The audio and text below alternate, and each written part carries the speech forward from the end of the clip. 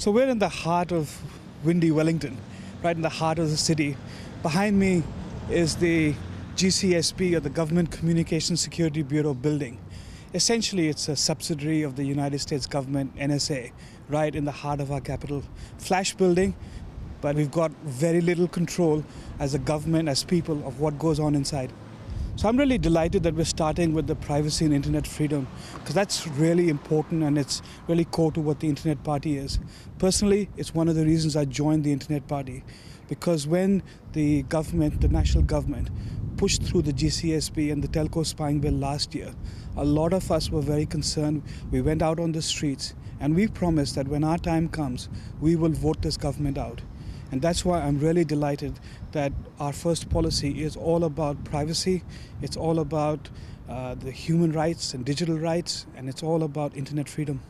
Yeah, so this nothing to hide, nothing to fear argument has gone on for too long, and we really need to address that head on. And the reality is that privacy is a human right. And yes, it's a conditional right, and the condition is if you've done nothing wrong, you shouldn't be spied on. Now, what we do know is that mass surveillance does not work. And the GCSB bill, which allows for mass surveillance, should be repealed.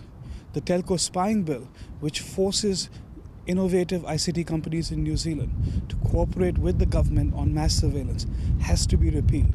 It's not only privacy, but a range of other human rights. For example, the freedom of expression and freedom of association. It's really difficult to believe that in today's digital age, without a free internet, we can actually have freedom of expression. And I think that's some of the things that our policy tries to address. What we do know is that the Kittredge report found that the GCSB had been acting illegally. And what the government did was, instead of punishing or holding the GCSB to account, they rewarded this illegal behavior by extending their powers. It was rushed through under urgency. Parliament passed it by a single vote. That's how narrow the vote was to get this new law into place. And what happened during the debates which were around the GCSB bill was a very clear indication that New Zealanders are very concerned about this. And the elections that are coming up is our time to vote out this government and say we do care about our privacy. Your communications, your entertainment, everything you do online is being tracked. And the question that the Internet Party asks is why?